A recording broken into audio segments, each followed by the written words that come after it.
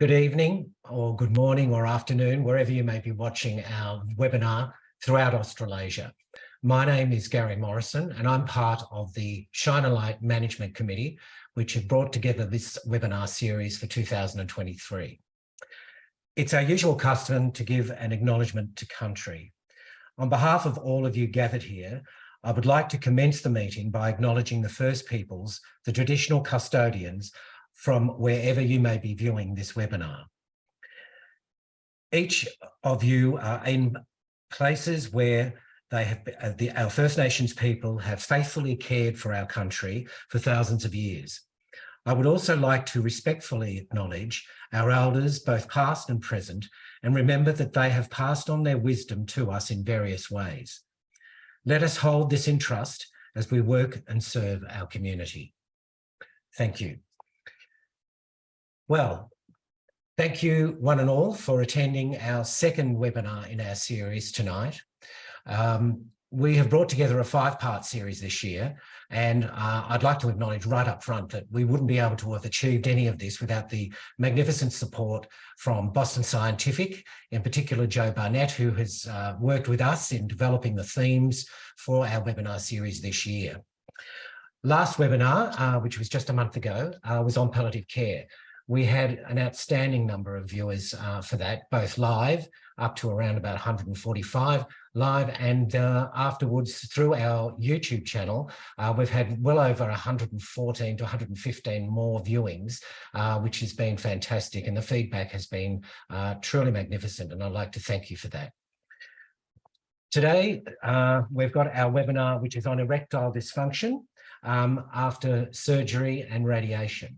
And we've got two magnificent speakers in Dr Amanda Chung and Professor Vincent Tse, who are going to enlighten you greatly during this webinar. We had a similar webinar last year, and it has proved to be the most popular one that's viewed on our YouTube channel, with well over 400 to 500 viewings. So I'm sure that today we will be able to get some more enlightenment and updates to add to the webinar that we had last year.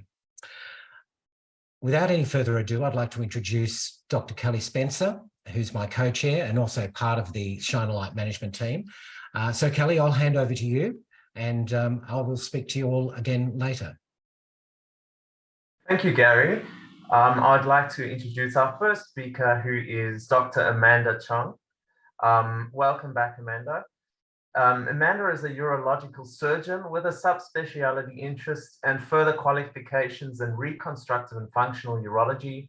She has a subspecialty expertise in urogenital reconstruction, treating conditions such as urethral strictures, Peyronie's disease, and vaginal prolapse, as well as functional urology, which is treating conditions such as erectile dysfunction, lower urinary tract symptoms, urinary retention, overactive bladder, and urinary incontinence, as well as an interest in neurourology.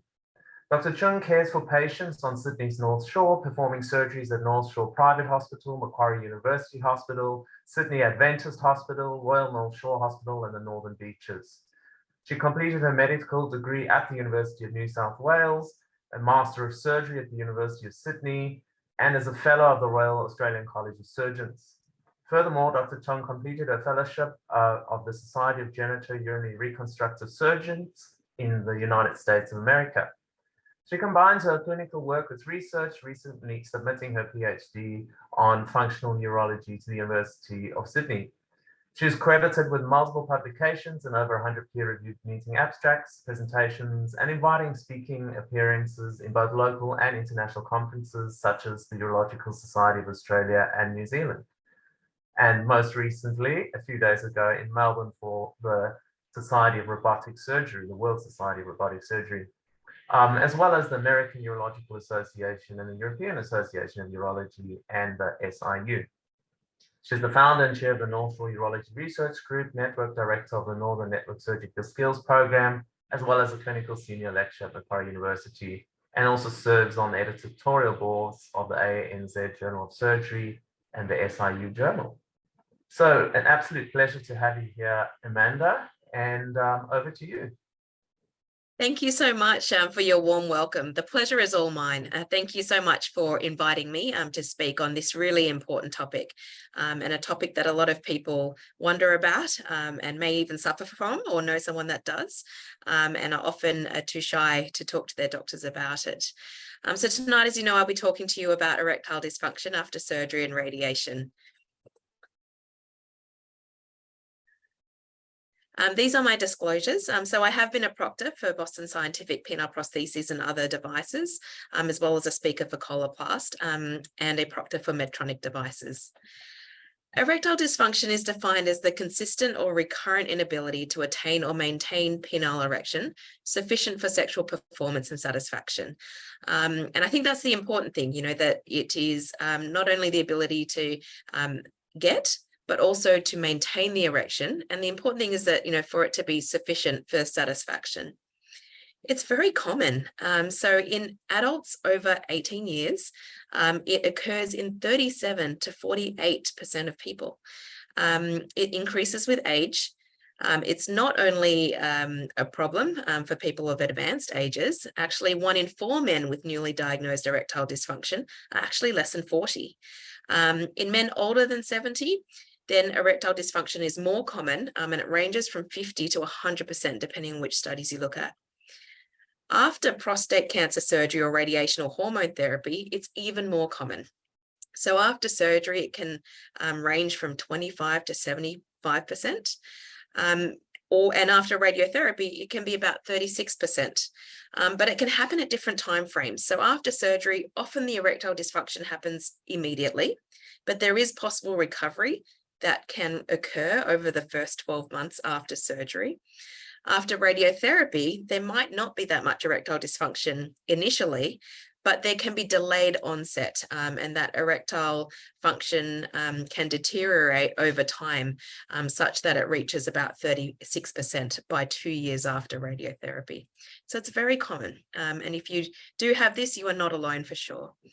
Amanda, can I just jump in 1 second? I forgot to tell everyone that we welcome questions, and at the top of your screen in a minimized view, you will find 4 icons, and the icon on the left is a blue hand up like this. If you click on that, a little chat box will pop up at the bottom of your screen, and please post any questions in there and we'll direct them to Amanda as we go, and also at the end of her talk. So please do ask some questions. Sorry to interrupt, Amanda, please continue. Not at all, absolutely. Happy for this to be interactive, and I do definitely welcome questions. So in terms of the causes of erectile dysfunction, it's really complex. There are a lot of things that a lot of stars that need to align in order for an erection to occur and be maintained. So it relies on a real collaboration of hormonal, neurogenic, psychogenic, vasculogenic processes. In a lot of cases, erectile dysfunction doesn't have a single clear cause. So traditionally, it's been categorized as organic, meaning it's due to pathology, or psychogenic, or mixed, which are really kind of very broad sort of categorization. After surgery or radiotherapy, it can also be multifactorial. So often it's a combination of injury or impact to the nerves, neurogenic, the blood supply, vascular, and there can also be a psychogenic component to this as well.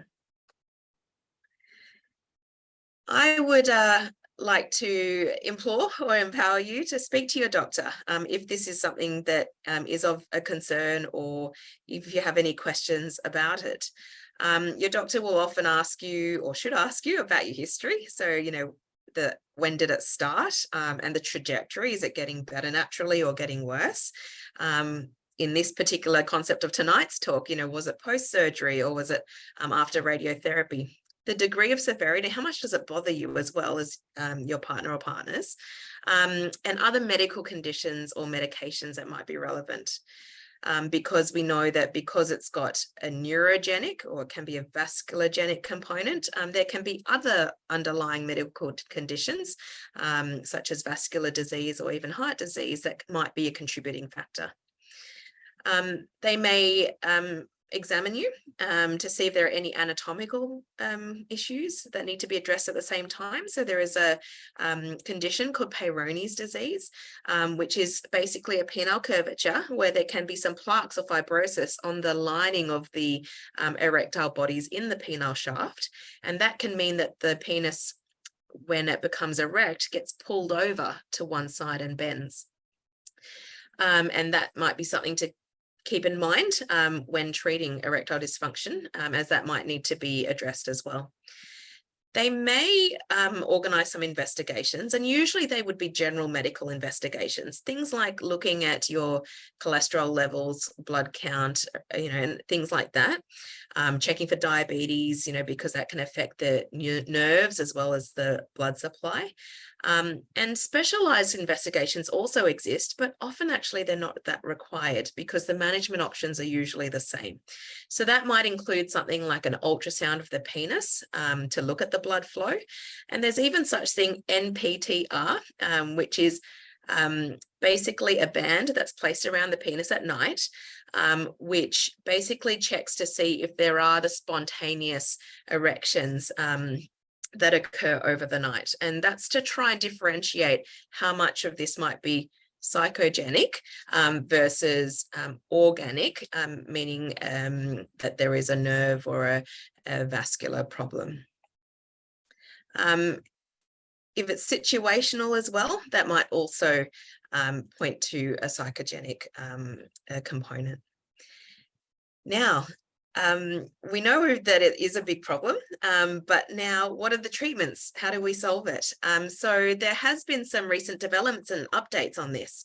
So traditionally, doctors were taught and were teaching their patients that we need to go stepwise from least invasive to most invasive, and that we must make patients, try the less invasive things before escalating perhaps to a penile implant, even if that's what they really want. But thankfully now we listen more to patients, and it's really, patient-centered care. And recently the American Urologic Association has recommended that any intervention, no matter its reversibility or not, may be appropriate for a patient with erectile dysfunction, depending on patient factors, including the patient's preference, of course. So that's a really important thing. And I do feel strongly that although generally most people would like to go from less involved to most invasive, and my job as a doctor is to make sure that my patients don't have any regrets as to what treatments they choose.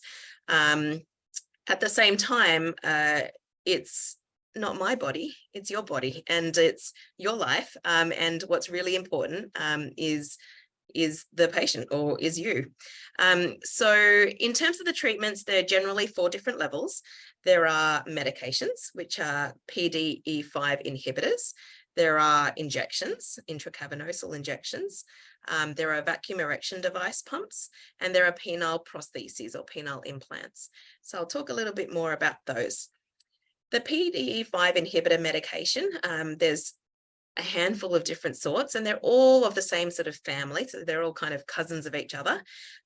There is the sildenafil, otherwise popularly known as Viagra, or the little blue pill. There is also Cialis, the generic name tadalafil, which is also popular as well. And usually these 2 are the most popular ones. In terms of how they can be used in different ways, so they can be used on demand. They come in different dosings as well.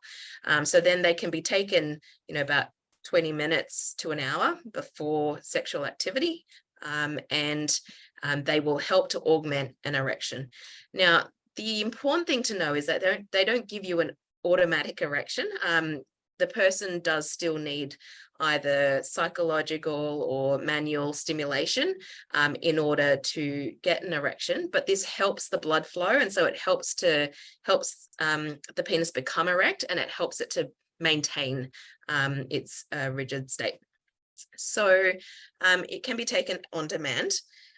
The tadalafil, however, can also be taken as a daily dosing.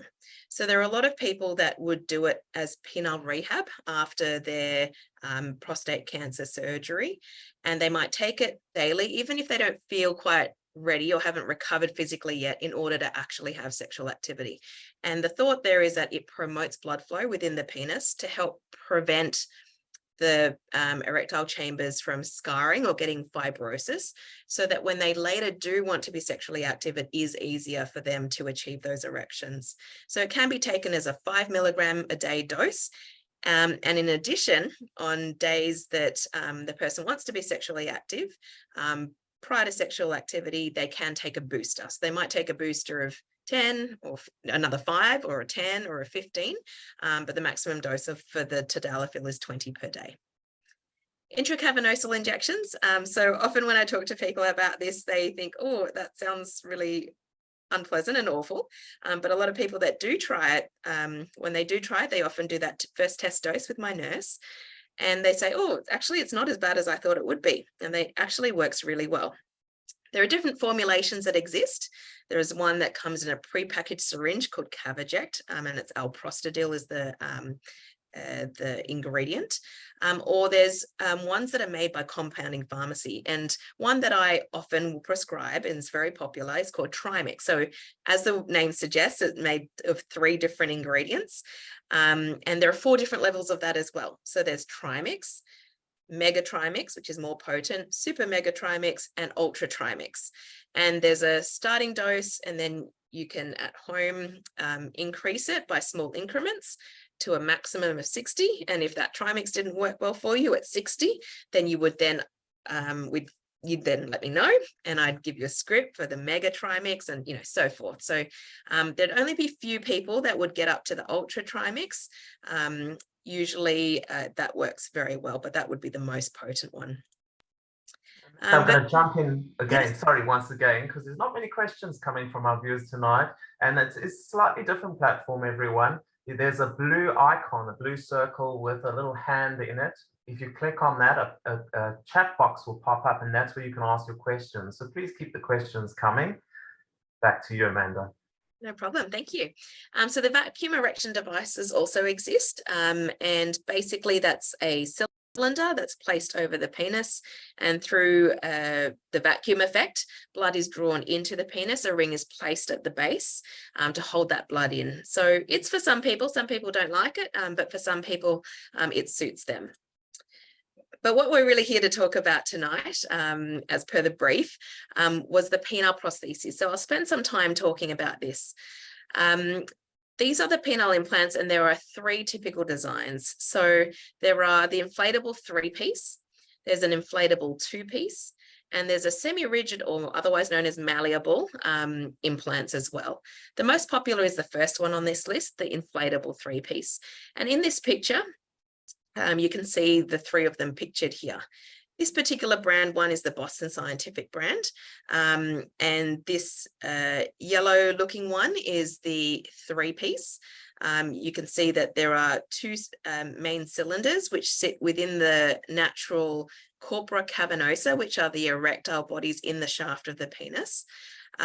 There is a scrotal pump which is placed in the lower front aspect of the scrotum underneath the skin, sort of between the testicles. And there is this other reservoir, which essentially sits in the pelvis. It holds about 65 to 100 mils, depending on the size of the penis, of saline.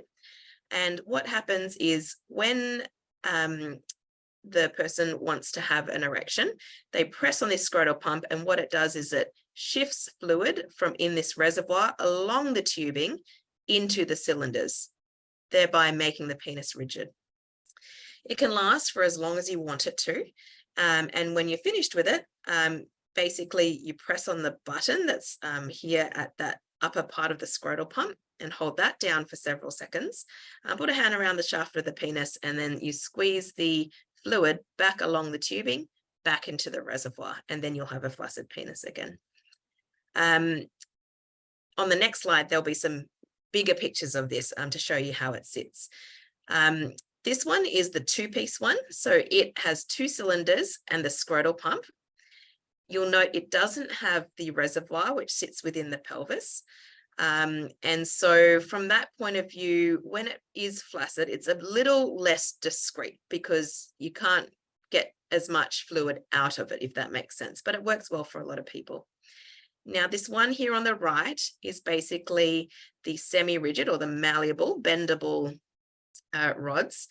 They sit as a pair, one in each of the corpora cavernosa, left and right in the shaft of the penis, and basically is bent upwards when you want the erection, and when you don't want it anymore, then you bend it down. And that one has also had an update to the Tatra device with some newer features. You'll see that these two here are white and the three-piece is yellow.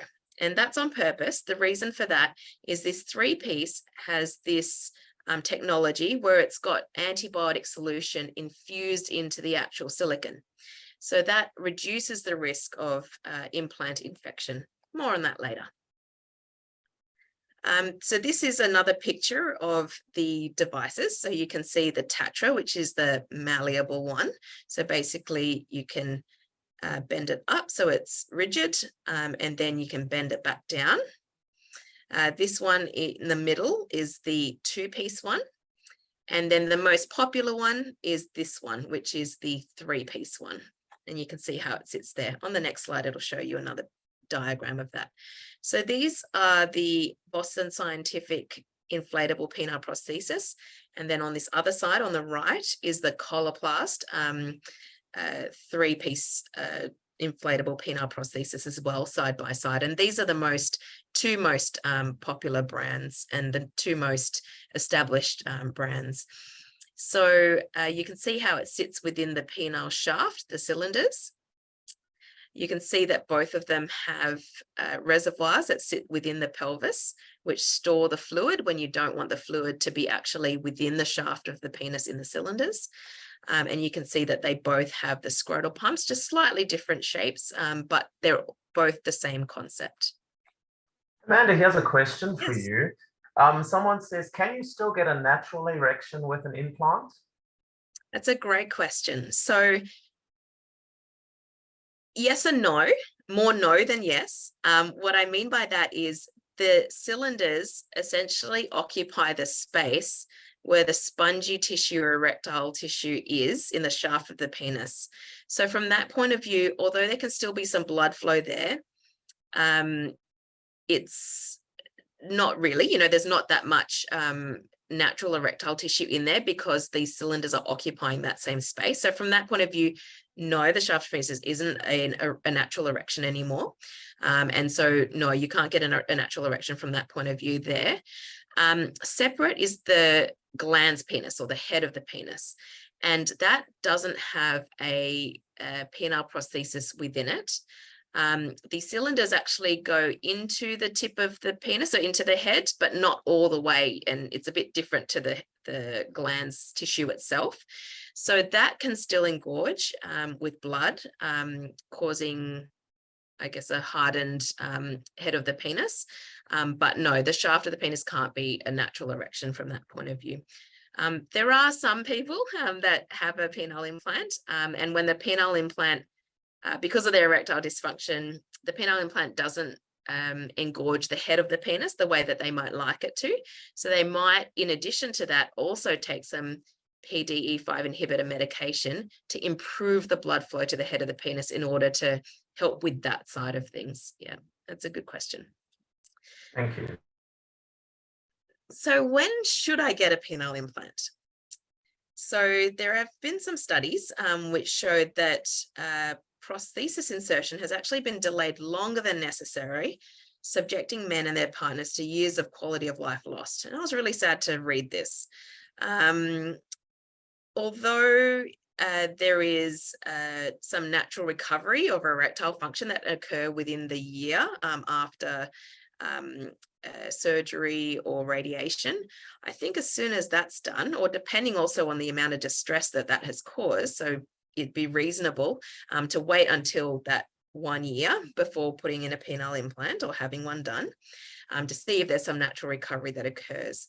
But having said that, if the erectile dysfunction is just really bad and it's really distressing, to the person, then it would be reasonable to do it earlier as well. So that's that. These studies have shown that, the mean sort of duration or time of erectile dysfunction prior to putting in an inflatable penile implant is 56 months. That's really long. To a malleable penile implant is even longer, to 72 months. After prostate cancer surgery, the time to having a penile implant inserted was shorter than for those that had erectile dysfunction due to other causes, and that was at 38.7 months. But still, that's over 3 years of quality of life lost before someone had the treatment that they needed or wanted. What are the success and satisfaction rates? And this is the golden question. So universally really high. The studies have shown that 97% of people who have had a penile implant done would recommend it to other people. And that, I think, is a real marker of how satisfied they are. And it's also got high rates of partner satisfaction. So it is a very good treatment. What is the procedural journey like? So it is an operation. It's done usually under a general anesthetic or a spinal anesthetic with sedation, depending on the person's needs and wishes, and a discussion with the anaesthetist. It typically will take about 1.5 to 2 hours. The incisions will depend where they are, depends on what prosthesis type you've chosen and the surgical technique. And I'll go a little bit more into that in a moment. There's usually a urethral catheter. So when you wake up from the operation, there's a catheter in the penis draining and resting the bladder. There's usually a bandage around the penis and the scrotum, and you stay overnight. The next morning, if you're feeling well enough to walk to the toilet and all those sorts of things, not too dizzy from the anesthetic, for example, then the nurses will slide the catheter out and remove the bandage. And if you pass urine okay, then you'll be able to go home.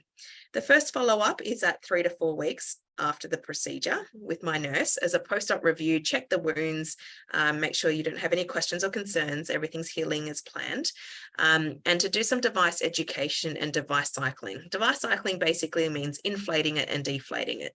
And usually by 3 to 4 weeks after the operation, people's tenderness has subsided well enough in order for this to occur.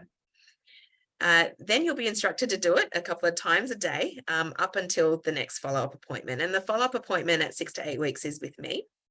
And basically we will review how you've been going with the inflation and deflation, make sure that it's all still healing in place well, and that the technique is good. And if all is well, then you can use it for sexual activity after 6 weeks. And usually by that time, the level of discomfort and the swelling has really subsided.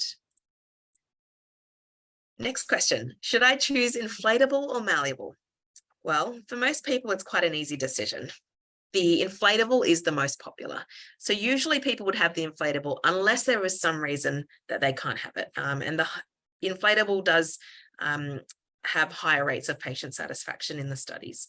However, there can be some people where an inflatable might not be appropriate. So for example, if someone's hand function means that they can't really work the inflatable and the pump because of maybe a tremor or arthritis or whatever it might be. And sometimes I do also look after people who've had spinal cord injuries and so forth, and they might have penile implants. They might not want an inflatable unless they had a partner that would be happy to work it for them. And of course, if they preferred to avoid having the inflatable. So where are the incisions? I touched on this a bit earlier. So there's different ways that an inflatable penile prosthesis can be inserted. And that's the penoscrotal or infrapubic approach. And you might have, if you've done some research on this, you might have read a little bit about that.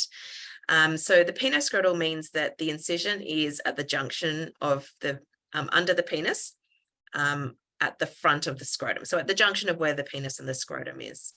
And that's usually my preferred way of inserting it. But different surgeons might do it in different ways as to depending on how they were trained. And there's a little bit of pros and cons of each way as well. I prefer to do the penoscrotal way because that's also how I was trained, but also it does mean that it avoids some of the nerves which do run along the upper aspect of the penis. And so there's less risk of affecting sensation to the penis when you put in a penile implant. The infrapubic approach basically means that the cut is at the base of the penis, but at the top side of the penis, where the penis joins with your pelvis or the front of your abdominal wall. And then subcoronal is usually for some of the malleables or in specific situations. In order to insert the reservoir, sometimes it can be just tucked in through the inguinal region without a second incision, but most of the time there is a second incision if the implant is being put in the penoscrotal approach. And usually most of my patients would get that second incision at the lower left or right, depending on if they've had something else done, like a artificial urinary sphincter position near the groin. And the reason for that is because there's less risk. If you do a second incision, there's a bit less risk of that reservoir causing a bulge or a hernia and so forth. And you can often get it in a very good position. So Amanda, while you're mentioning that, one of the questions came in, can you have any of the 3 penile prostheses if you've had a Boston Scientific artificial urinary sphincter already inserted? Yes, absolutely, you can. Yes. So what complications can occur? So I divide the complications into intraoperative and post-operative after surgery. And then I just want to point out some other potential points of dissatisfaction, because I think it's very important to set the expectations appropriately. So intraoperatively, just like any other surgery, there can be injury to surrounding structures. So that might be the urethra, the tube that you urinate out of, or the bladder when the reservoir is being inserted, or even the bowel when the reservoir is being inserted into the pelvis. But the risk of these things are very, very low because it is all done under direct vision. There's also a risk of something that we call corporal crossover. So what that means is that in the penile shaft, there are the 2 cylinders, the corpora cavernosa, and we place the cylinders one in each side. But sometimes that partition between the 2 cylinders is very porous or very kind of weak, so to speak. And so sometimes one of the cylinders can cross over to the other side, if that sort of makes sense. So that's something that, surgeons are very careful of and watch out for at the time. Something else would be after surgery. So for example, it's quite normal to have a degree of, pain or discomfort after the surgery and the healing process, but most patients are going home day 1 with only Panadol and an anti-inflammatory medication, and maybe something a little bit stronger like Palexia or Endone, just on occasion when they do need it. It's not the kind of operation where people are having, the PCA, button with continual high level analgesia overnight. It's not usually requiring that. Of course, it's normal to have some swelling and some bruising and some hematoma as well to help to reduce the risk of that. Usually that will just resolve by itself. To help reduce the risk, we do recommend scrotal support, which basically means 2 pairs of firm underpants, and you can potentially put a pad or a face towel or something in it just to give it that extra support to help reduce that bruising and the swelling and the soreness. If this bleeding or the hematoma is sufficiently large enough, then there is a small chance that the surgeon may have to take you back to theatre in order to wash it out. But the risk of that happening would be very low. And the chance of needing a blood transfusion or having major bleeding like that would be extremely low with this kind of operation. There is a chance of infection. The risk of infection is very low, but we as surgeons take it very, very seriously. Because we know that if an implant was to get infected, then often antibiotics don't cut it. Often the implant needs to be removed, which is it can be done. It's not a big deal, but it's very disappointing if it needs to be done. So we have a lot of precautions in order to prevent this from happening. So firstly, we make sure that you don't have any other skin infections or around the area at the time of the surgery or infections anywhere else. We check your urine beforehand to make sure that's clear and there's no urine infection present. If so, we would clear your urine, and you might even have your procedure delayed so that we make sure you have a clear urine before you go in for the surgery. At the time of the surgery, you're given intravenous antibiotics, and usually that continues overnight. And when you go home, there's a course of oral antibiotics given as well. There are a few other surgical techniques done. So when you're asleep under the anesthetic, there'll be a surgical shave. We actually scrub the skin with a betadine solution for 10 minutes to really get it sterile. And we use a surgical prep or paint, which helps to, as an antiseptic, and helps to sterilize the skin as well at the time of the surgery. So a lot of precautions there. There's a risk of erosion. So often that can occur, well, it doesn't often occur, but if it occurs, it would usually occur at the later stage. So it might be months or even years after. And that's really when the device might have been inflated or pushing a bit harder on the inside of the tissues. And it causes like a bit of a pressure on the inside of the tissues, and it can work its way through those tissues and out of the skin. But the chance of that happening would be very low, especially if you're not leaving it inflated for, very extended periods of time. And when I say extended periods of time, I'm talking, hours, like over 4 hours and things like that at a time. Mechanical malfunction of the implant. Well, it is a mechanical implant, and so there is a chance that it can malfunction. So that might be, for example, it might leak some of the saline fluid that's within it, or the scrotal pump might get a bit stuck, for example. So often what the person might notice is that even though they're pressing on the pump, the penis isn't becoming erect, the implant isn't inflating.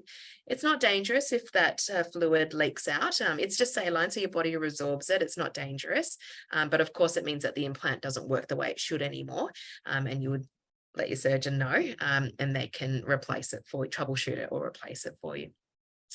Amanda, a yes. question. So if the pump stops working and for whatever reason has to be removed and not replaced, which I suppose would be unusual, but if for whatever reason you didn't replace it, would the natural erections come back even with the help of injections or tablets? That's a very good question. So no, they wouldn't actually. So you're right in that if it stopped working, but the person didn't care that it stopped working, then you could just leave it in. You don't have to take it out. It's not dangerous to the person to just leave it in, as long as it wasn't, infected or anything like that. But if it was just a simple malfunction, then no, you don't need to have it removed. But the natural erections wouldn't come back because the space that usually engorges with blood, that spongy tissue, has been replaced by these cylinders.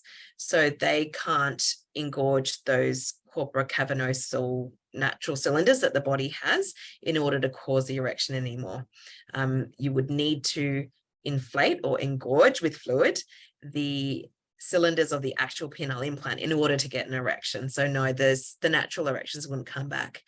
As to the question as to whether you can do injections after you've had a penile implant, the answer to that unfortunately is no as well, because as you can imagine, you can't poke a needle into the penile implant.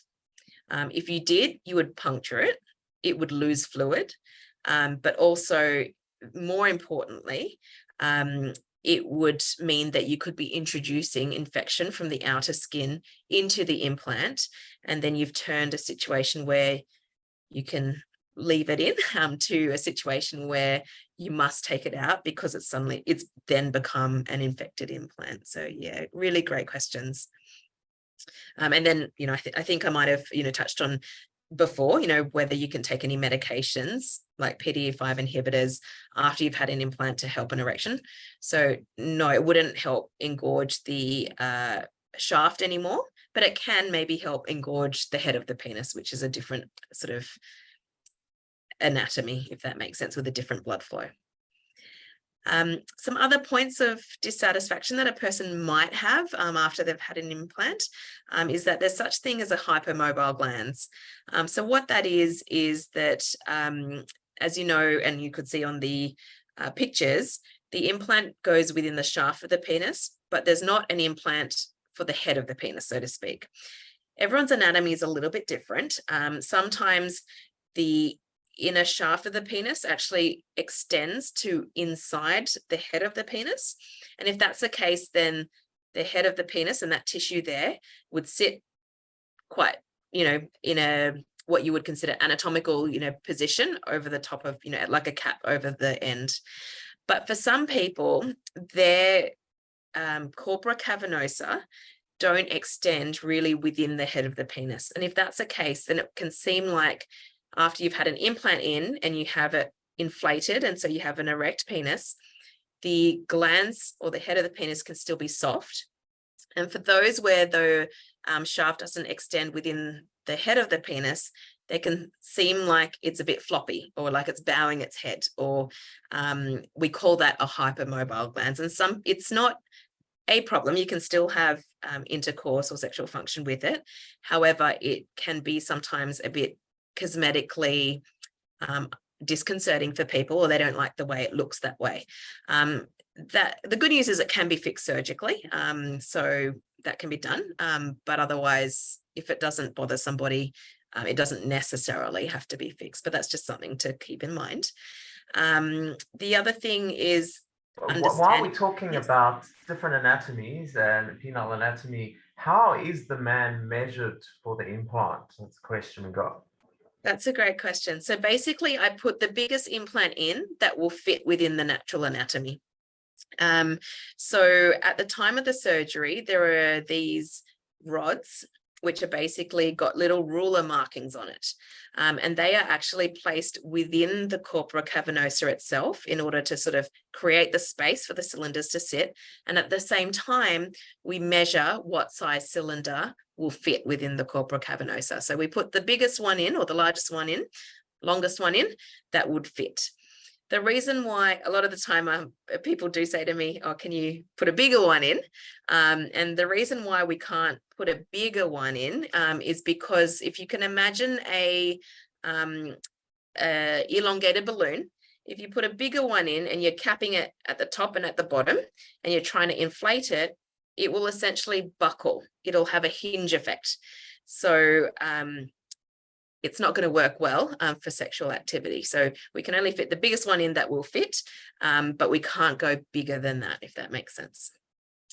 Yeah, so the other thing that I like to make sure people understand is that it is a functional erection versus a physiologic erection. So what I mean by that is it's not the same erection that you might have had when you were 20 or whenever it was, in that you don't get the same engorgement of the head of the penis, but it will give you a very good rigid erection that can last as long as you would want it to.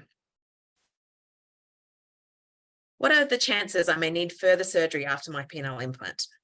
So the chance of needing a revision surgery, either for infection, erosion, malfunction, is up to 30% at 10 years and up to 40% at 15 years, depending on some of the older studies. However, there is newer technology and advances in the device manufacturing, which continues to improve upon these results. So for example, kink-resistant tubing, so then that is a bit more durable, lockout valves to prevent autoinflation, as well as the antibiotic-coated or the antibiotic-infused devices. So that's really reduced the infection risk down to, less than 2%. So in conclusion, erectile dysfunction is common. If it's you, you're not alone. There are treatments available, really good ones. So I would like to empower you to speak to your doctor, ask them to refer you to a specialist in the field. There are several treatment types that do exist. Traditionally, doctors used to talk patients through a stepwise approach, but it is a shared decision-making process and your preference is the most important. Penile implants are an excellent definitive surgical treatment option with high satisfaction and low risk. And the 3-piece penile implant, which is inflatable, is the most popular one. In terms of updates, basically the AUA has said you don't need to have necessarily tried all the other options before having a penile implant, if that's what you want and what suits you. And there have been improvements and continue to be improvements in the implants available. So the results keep getting better and better. These are my practice details, and I'd be happy to see any one of you if you would like. Thank you for your attention. Happy to take any questions. Thank you so much, Amanda. That was excellent. And yes, there are some questions. So I'm going to pose them to you now. The the question that always comes up, of course, we know these aren't cheap. How much are they exactly? Is that something you can mention over here? Yeah, absolutely. So in Australia, we're very lucky because we've got the two-tiered system. We've got, the public Medicare system, and we've got the private system as well. Because the penile implants are prosthesis listed, it means that depending on your level of private health insurance, that usually the actual implant is covered completely by private health insurance. So then you just have three other sort of costs to think about. There's the surgical fee, the anesthetic fee, and the hospital fee as well. Usually the largest one of that would have been the hospital fee, but usually the private health insurer will cover the most of that. Depending on your policy, you might have an excess to pay. It might be $0, or it might be $250, or it might be $500, for example. And then you'll just need to ask your surgeon for a quote for the surgical fee and the anesthetic fee. And I know that varies, but usually it's a few $1,000s. If you don't have private health insurance and you want to go through the public system, then it might be that different public hospitals have slightly different funding models. So you could ask around. I can only speak for the hospitals that I work in, such as Royal North Shore Public Hospital. And I know that the policy there is that they will fund the actual surgery under Medicare, but they don't cover the cost of the actual implant itself. So you would need to get a quote from the company to purchase the actual implant. And the more recent, the quotations that I've had to prepare for patients would be for the penile inflatable one in the order of about $10,000 to $12,000 to actually purchase the implant, but then it would be put in under Medicare by the hospital, the surgeon, and the anaesthetist. If you're having a malleable one, then it's a lot cheaper. Usually they come in at under $1,000. So just to give you some ballpark figures.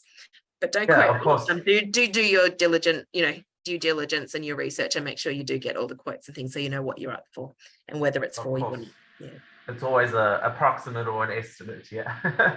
Not locking into any particular amounts. So some more questions, Amanda. How long does the implant last? Great question. So theoretically, it can last forever.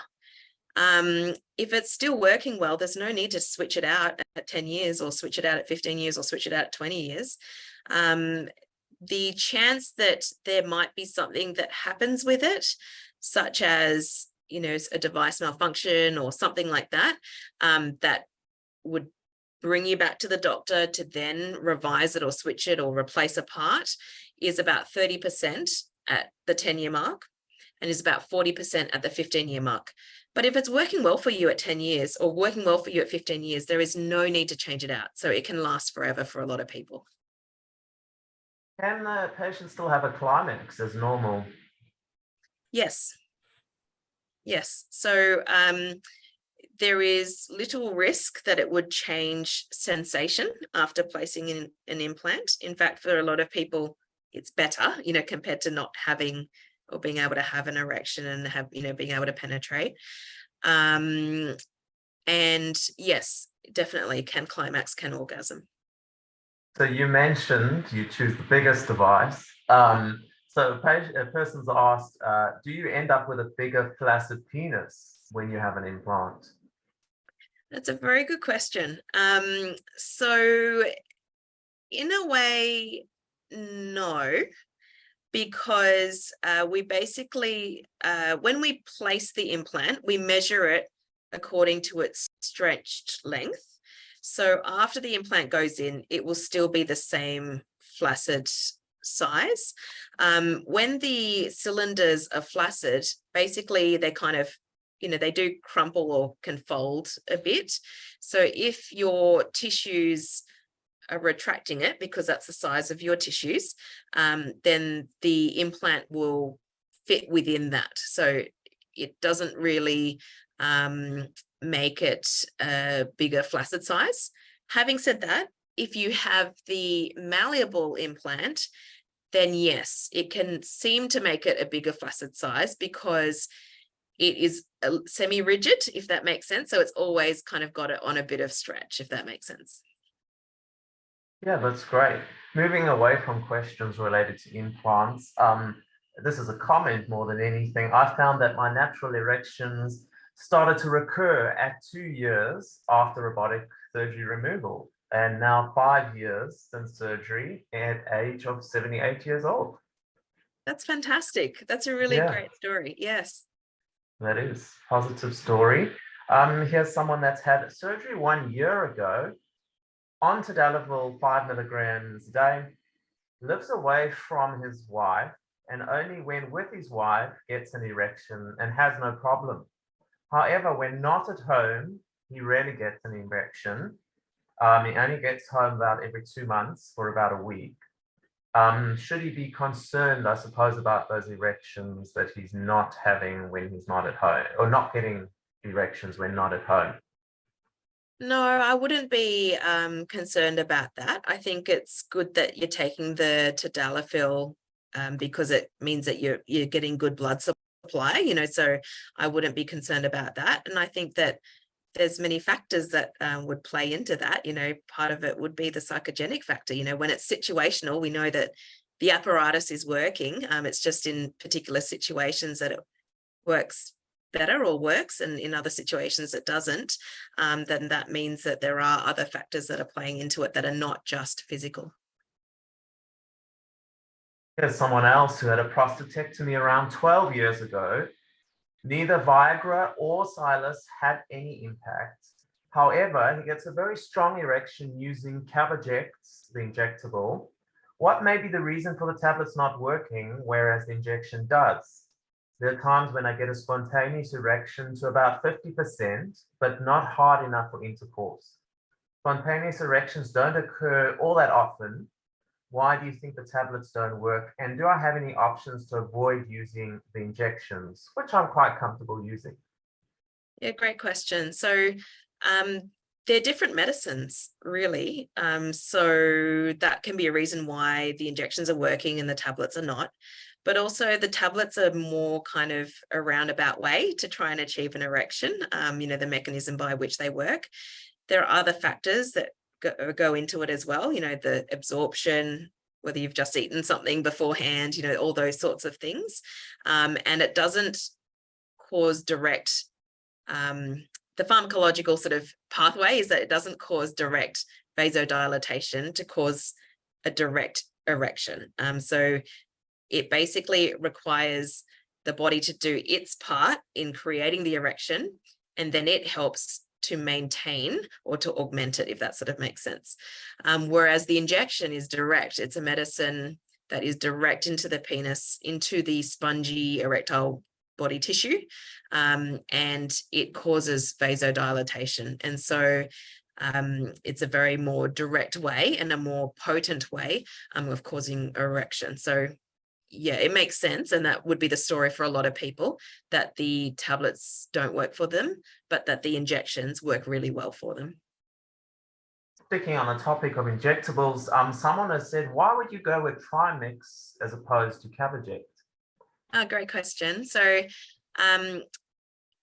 some people get better response with Trimix than Caverject. So Caverject is made of alprostadil, whereas Trimix is made of alprostadil plus 2 other ingredients. Alprostadil can sometimes be a bit painful for people as well.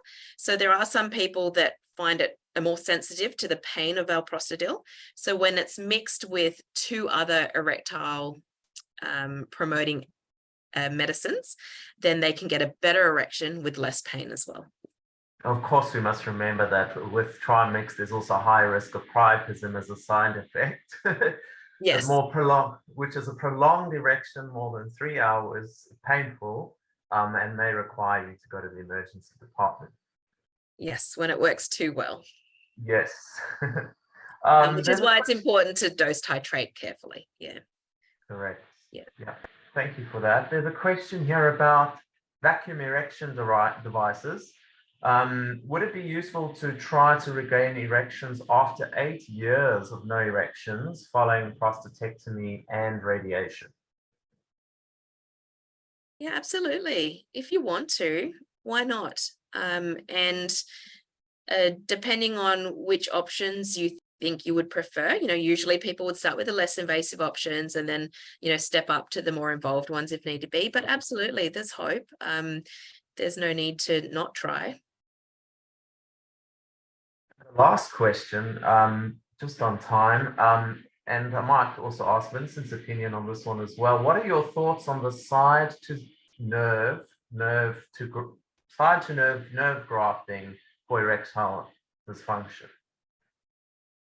That's a really good question. It has been done. There are some small studies which have said some results, but it's not that mainstream, and the results are a little bit not as good, for the majority of people as some small centers might, advertise them to be.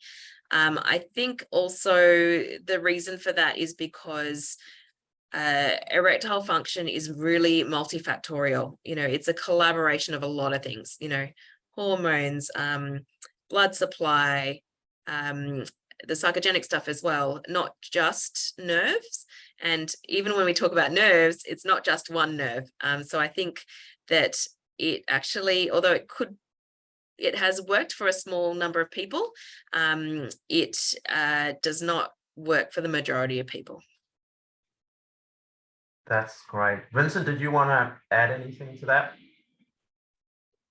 No, I totally agree with Amanda. About 15 or 20 years ago, when I was a trainee urologist, there was something called sural nerve graft, which is a little nerve they take out from near the ankle, and the results are a bit not really very acceptable. And I think, as Amanda says, it is not just a nerve anatomy issue. There are also multiple issues with regards to erectile dysfunction. There's psychogenic issue, social issues, as well as true physiological issues. So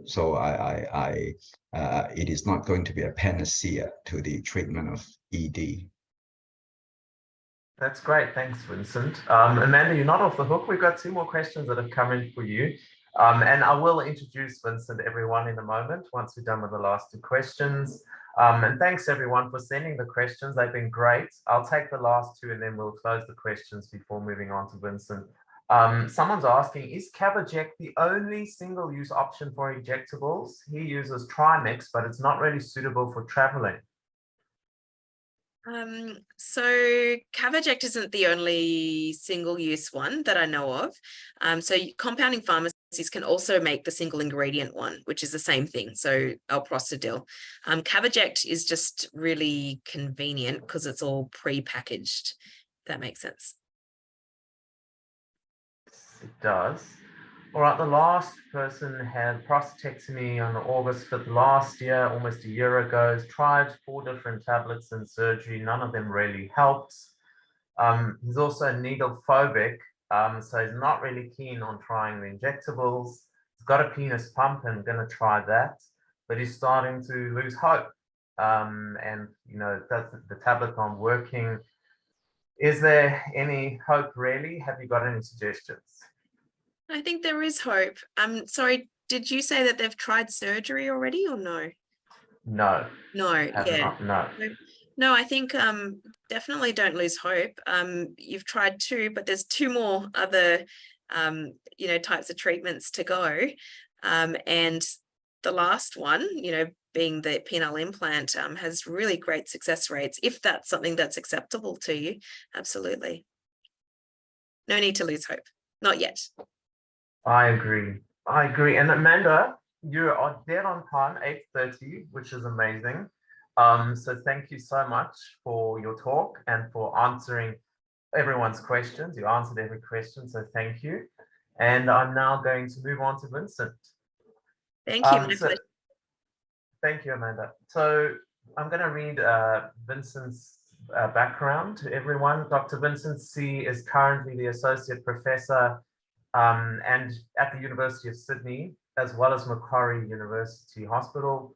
or Macquarie University at least, and a senior urologist at Concord Public Hospital, as well as Macquarie University Hospital.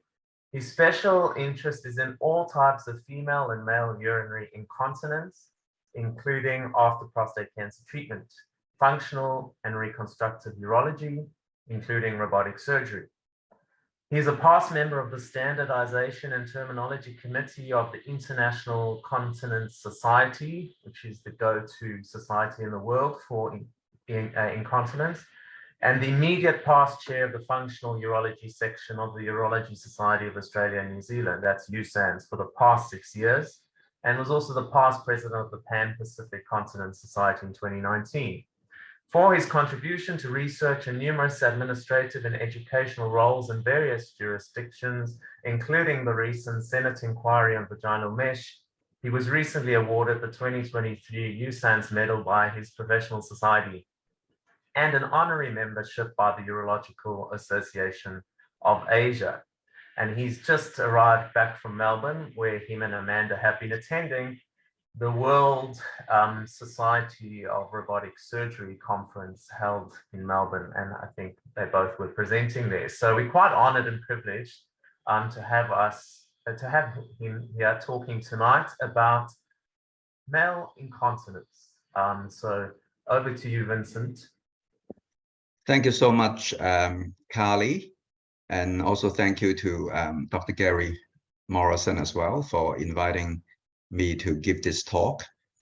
I've known Kalli for probably about 6-7 years now, and he's a great guy and always advocating for cancer support and for cancer patients. So thank you, Kalli, for your work over the last few years. And I'm going to, so I have control of the slides, right? So you can see my slides already. Yes, we can. Yeah. And before you start, Vincent, just a reminder, everyone, you can keep the questions coming now for Vincent's talk, and we'll address them as we go on or at the end. If you've just joined in, it's the blue hand at the top right of your screen. Over to you, Vincent. Right, okay. So this is a slide simply to thank everybody for their time in listening to me, because life is very busy. I'm sure all of you have a lot of other things that you can do, but I'd like to thank all of you for putting aside a couple of hours for Amanda and myself. So what is urinary incontinence? Well, it is simply the objective demonstration of involuntary loss of urine subsequent to either a bladder problem or a sphincter issue, and I'll go into that a bit more a bit later on. And this is a simple definition by the International Continence Society, the ICS. And just to set the scene for all of you, about 10 years ago, Deloitte was commissioned by the Continence Foundation of Australia to look at the total cost of incontinence in Australia, and that was 2011. And this includes all the costs, you know, of, for example, pads, pelvic floor exercises, implantable devices, surgical operations, as well as intangible costs of incontinence, such as loss of productivity, loss of taxes for the government because people are not going to work. And that figure amounts to $20 billion. $20 billion just in a single year is the total cost of incontinence, urinary and fecal incontinence combined. And the fecal incontinence is only 1/5 of that figure. So about $16 to $17 billion for urinary incontinence, and that is more than hemodialysis and diabetes combined in that year. So I just want to set the scene for you. It is not a minor problem in this country. So basically, you could see it as just, you know, I need a new washer in a tap, but it's actually not going to be as simple as that. So the the sphincter mechanism, I just want to start with the sphincter mechanism here of the male. There is a, you can see, can you see my arrowhead when I wave it around? Well, anyway, you can see I have described bladder neck mechanism, and then below that there's a distal sphincter mechanism. So the bladder neck mechanism, it was used to be called an internal sphincter. That's the sphincter that we can't control. It is controlled by pretty much the brain to keeps it shut all the time. Doesn't matter whether you like it or not. It is always shut when you store urine. But the one below, the distal sphincter mechanism, is the one that you can control. And that's the one that when you have been asked by the physiotherapist to exercise, that is the one that you exercise. And on either side of that, you can see there is a layer there, which the prostate sits on. That layer is the pelvic floor muscle. And the distal sphincter mechanism is actually sort of in the center of that, in a cylindrical shape that surrounds the urethra just below the apex of the prostate. And in fact, some slips of that sphincter muscle actually inserts, as you can see, into the apex, the very bottom of the prostate. And that becomes significant, and I'll tell you a bit more about that later on. So there are different types of urinary incontinence. So that there is what we call stress urinary incontinence. It is a bit of a misnomer, because it's actually not psychological stress as we sort of know it. It is actually physical activity. So it's probably a better term, activity related incontinence rather than stress incontinence. And it's from our lifting, exercising, picking up the grandchildren, or having a big swing on the driving range if you want to get a birdie in your golf competition. There's also urge incontinence, which is when you've got to go quickly, otherwise you're going to leak. That is urgency incontinence. And that's usually a bladder, which is the bladder is the pump, the urethra is the pipe. So actually it's like a pump issue, whereas the one before, the stress incontinence, is more a sphincter muscle weakness, sort of a loose washer in the tap, so to speak. And of course, you can also have a mixture of both of the above in varying proportions. And here is a diagram of that, but I've already shown you the other one. Oh, sorry, yeah. So the bladder actually does two things, and you see this theme recurring throughout my talk, is the bladder stores and the bladder empties. So there is a storage function and a voiding function. So the bladder collects and stores urine. The sphincter is a circular muscle, a cylindrical muscle that's at the level of the prostate that controls the flow of urine. And it keeps you continent when you don't want to urinate. And a healthy sphincter, of course, stays closed all the time until when you decide to void. And when you actually void, then the sphincter relaxes and the bladder contracts. So all the urine will come out. And once no more urine flows through the urethra, the brain senses it and it restores everything to square one again. So this is called the micturition cycle. So when we talk about incontinence, what are the causes? Well, as I told you before, the bladder stores and the bladder empties. But incontinence is mainly a failure of urinary storage. So it's a failure of urinary storage. And there is a bladder factor and an outlet factor to this. So, and the bladder factor, which is the pump, and the outlet is the sphincter. So if you look at the top of the diagram, the pump factor, you may leak if you have a condition called overactive bladder. It is quite a common condition that can affect both the young and the older person. And it is characterized by urgency. When you've got to go quickly, otherwise you may leak. The other common cause in this particular audience group is pelvic radiotherapy. It can cause a bladder factor storage problem by making the bladder wall a bit stiffer rather than elastic. So, a normal bladder should be like a balloon. When you blow air into it, it should just expand very easily. But if you've had radiotherapy, the bladder would be like a double or triple thickness balloon. So to store the same amount of air in the bladder, you have to blow extremely hard to stretch the bladder. So there's a lot of pressure trapped inside the triple layered balloon compared to the single layer balloon.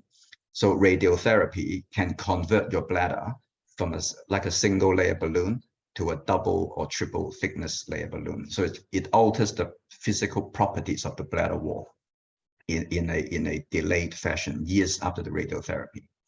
So what about outlet factor? Well, the most common outlet sphincter factor is, of course, prostate surgery, and radical prostatectomy causes the most number of male urinary incontinence in most parts of the Western world. TURP is an operation, is the old, we call it the rebore operation, which is a simple operation, a simple term for operation on just enlarged prostate. If you can't pee properly, you have a rebore, where it's like taking the core out of an apple to get you peeing again. And this is not a cancer type of operation. But TURP very, very rarely cause sphincter related incontinence. It's mainly radical prostatectomy. And also other forms of pelvic surgery or trauma can also cause a sphincter weakness. For example, if you have a motor vehicle accident and you have a fracture of the pelvis and a lot of the nerves are damaged, then of course the sphincter can be extremely weak because the nerve supply to the sphincter has been damaged. And if there's any other neurological disease such as spinal cord injury or diabetes, for example, diabetes can cause nerve damage to the bladder muscle, and it can also sort of cause weakness of the bladder muscle and also the sphincter muscle as well. But here we are talking about prostate cancer. So there are around 55 million men around the world suffering from loss of urinary control, and the rate of the incontinence, there's a very, very big range of about 3% to about 70% after prostate surgery. It depends on how you define incontinence. In the literature, there are various definitions. Some people have extremely strict definitions. So if you have a very strict definition, like not even leaking a drop after radical prostatectomy, then of course the incontinence rate will be about 69%. But if you define incontinence as just wearing a pad for security every day, and you may have a little wet patch and that's it, and you're not that bothered about it, if you lower the threshold like that, then the definition, then the incontinence would be much lower, about 2 to 3%. Yeah, so it's all depends on how you define it. So when you read a paper from some institutions, and then you see that their continence results are 95%, don't jump to a conclusion that they are the top surgeons, because they might have defined that very loosely.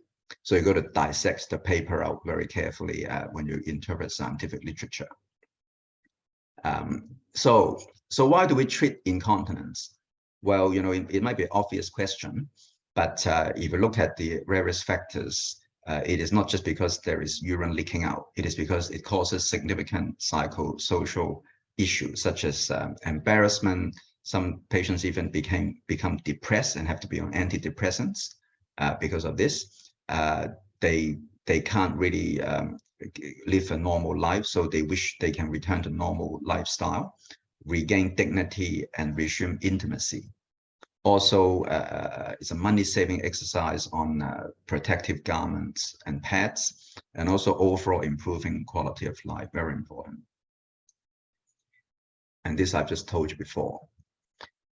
So, of course, you don't have to live with incontinence. It's an embarrassing issue but this needs to be spoken up and let your medical practitioners know about this issue, because nowadays it's 2023. We have many ways to help you. Vincent, I'm just going to jump in and remind everyone about the blue circle with the hand to ask your questions in the chat. Thank you. Okay. So what do we, when we see a patient, for example, if one of you have urinary incontinence after your prostate cancer treatment, whether it's a prostatectomy or radiotherapy or both, then we need to find out from asking you first, take a history about when is your treatment, because that may impact on the degree of the incontinence, and also it may impact on your prognosis, especially if your PSA is not undetectable, and also the severity, how bothered you are by the problem. Everybody interprets this symptom differently. Given the same degree of leakage, if you ask Mr. A, Mr. A may say, look, I'm quite bothered, I want treatment. But Mr. B might say, look, I can handle this. I just need to wear a couple of small pads for this incontinence. I don't want anything done. Or person C might say, look, this is extremely severe. I'm totally distraught by this tiny bit of leakage. I want it sorted out ASAP. So given the same degree of leakage, you can have different reactions depending on the person's interpretation of their symptom within their lifestyle surroundings. So we have to do a physical examination. We look for a urinary tract infection, check the urine, and we'll do an ultrasound to look at how well you empty your bladder, post-void residual urine. And most of the time, if you desire to have something done about this, especially if surgery needs to be performed, then we need to perform a cystoscopy, which is have a look in your urethra and your bladder with a camera to make sure that we're not missing any rare things, such as narrow segments of the urethra from radiation, or stitches from the surgery, etc. And a urodynamic study is very similar to, like, if you go to a cardiologist with some heart complaint, they will do an ECG for you. So we don't, so the urodynamics is like our ECG. It's a bladder functional study looking at storage and emptying function of the bladder prior to us doing surgery, because we want to have maximal information before we operate, because once we operate, we can't really reverse it. We can, but we prefer not to. Go up the wrong track. So we need maximal information, and urodynamics is our ECG. So that is how we obtain information from you and do some investigations. So now, once we've done all that, we can then commence on treatment, because patients are always answering, what can you do about it? Of course, and over the next 15 minutes or more, I'm going to tell you what we can do. So we split it into conservative options and also surgical options. So the conservative options are pelvic floor muscle training. So that's usually with a physiotherapist or a very well-trained and experienced urology continence nurse. That is actually so important. A lot of data coming out in the last number of years stating that the patient should actually start the pelvic floor exercises at least 4 weeks before a radical prostatectomy. I'm not sure about the data regarding radiotherapy, but it is never harmful to do it as well before radiotherapy, because radiotherapy does not guarantee complete continence. Some patients do become incontinent after radiotherapy because it may affect the sphincteric muscle, the radiation. So another conservative management includes pads, and also there are medications that are available, but that is mainly if we detect a pump problem, for example, an overactive bladder, we can give medication. There's currently no medication that has been invented yet to increase the strength of the sphincter muscle. Unfortunately, no medication for males. Now, for females with stress incontinence, there is a medication, which is an antidepressant actually, but one of the side effects is to enhance the tone of the female urethral sphincter. But unfortunately, it is not approved for use in Australia. It is only approved, for example, in the UK. They can, the British women can be prescribed this medication, and it is of course even better if that lady also has depression. So that will kill two birds with one stone. But in Australia, this medication is only available to treat depression, but not for stress urinary incontinence. Now, for before yes? you jump on to surgery, I'm wondering if I could ask you, someone asked about climacturia. Do you ever ask your patients about climacturia, and what is it, and is it easy to fix? How do you treat it? Yes. Now, climacturia is it's very interesting. Thank you for that question. Usually, patients will tell us this symptom. Of course, we, as part of the history, we always ask them. But usually, before we get to that symptom, the patient already have told us about climacturia. So what it is incontinence during climax. So that is climacturia. Now, there are two types, two causes. One is it's related to stress. It's sort of like activity-related incontinence. So when they're during the action of the sexual activity, the penetration, because of it is a vigorous activity. It is just like coughing and sneezing and playing a sport. It is, so they actually leak during the physical activity. So that's one type. The other type is actually they don't leak, for example, during penetration or during the actual acts, but they leak only at orgasm. So when they leak at orgasm, that is more related to overactive bladder. So if the climacturia is related to the actual physical activity, then we treat down the path, like pelvic floor muscle training and so on. But if they have incontinence during orgasm, then we treat down the path of overactive bladder. So they may require medications for that. Yeah. So same goes with ladies who have climacturia. It's exactly the same two causes. Does that answer the question? Yes, thank you. Yeah. So now let's go on to some operations, because as urologists, we also do surgery.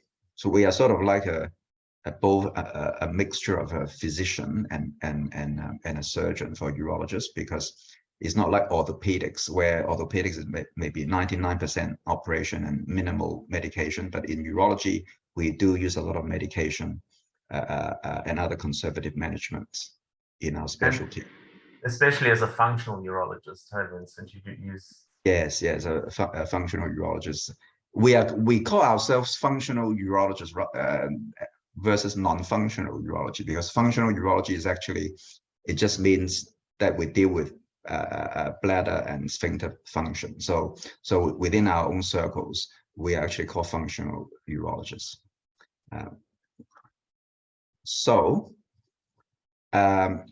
We have clamps and we have implantable devices.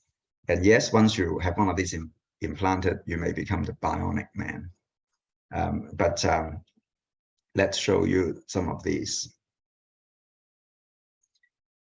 So the pads and other types of diapers, the nursing staff actually have the expertise in the different types and the absorbency and so on. So normally in my office, we have a nurse that comes in every week, and when a patient needs conservative management, I would certainly refer to our allied health nursing colleagues for help, because it's never a one-person show. It is always a team that has to manage this.